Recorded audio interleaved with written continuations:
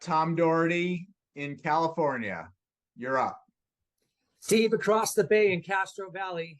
I'm a Right on. docent over at the Oakland Zoo too. So if you ever come by, I hang out by the wolves every Sunday. You want to come up? I have a question for you around, I love the leadership piece. I've always treated my people that way when they left. And I always found it funny, right? Because people would come to me and be like, I'm sorry, but I'm resigning or I'm leaving. And they'd be freaking out. I'd be like, where are you going? What are you doing? Like, and I would be excited for them. I mean, thank them for all that they gave me and all that they did. And later on, sometimes I would try to rehire those folks. Yeah. And I got such pushback from the soprano level executives that would say, what are you doing? You can't bring him back. He left us.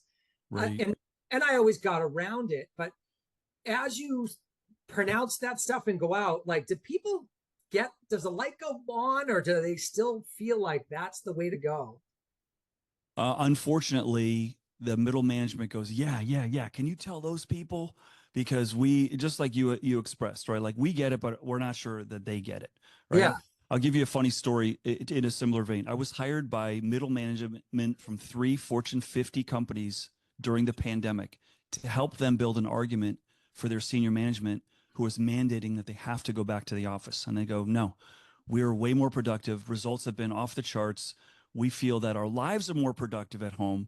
And management says, no, you got to get in. And when they said why, they said, because we've got this great fitness center. We've got these great things that we paid for. And I challenged them. I said, let's drill down a little bit further. What are they really afraid of? They're really afraid of that they haven't built a business sustainably that's all remote.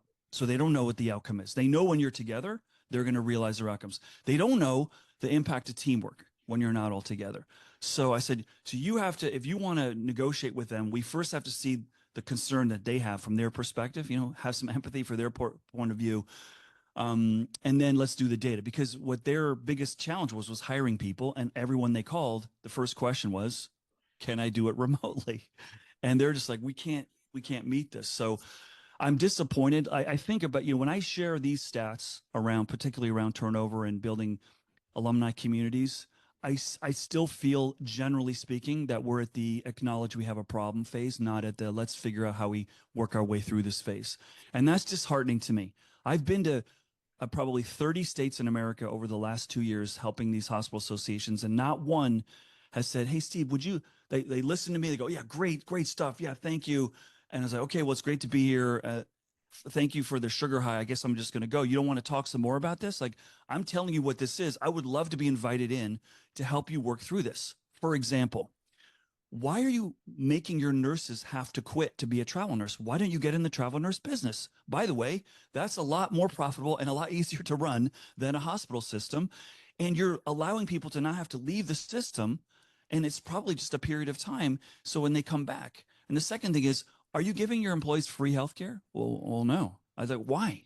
What does it cost you to give your staff free healthcare? And if you did, would they leave for somewhere else? Probably not, because it's one of the biggest expenses, right, that we have in the States. So it's old ways of thinking based out of security, and so it's not because they're not smart. I think it's because they're afraid, Yeah. I think the thing I've seen too with a lot of clients is they're so committed to these facilities. They spend so much money in real estate, and they spend so much money on all of this stuff. I think Airbnb right now has 10% of their staff coming in on a weekly basis. So what do you do with all that real estate? What do you do with all this stuff? So it's a huge challenge. Right. And I think they may be worried that they're perceived of having made bad decisions if they wind up selling it. Well, then why'd you buy it in the first place? And having to face that. So they were going to stand behind rationalizing an old decision. Right. Yeah. Thank you very much. Yeah. Thank you.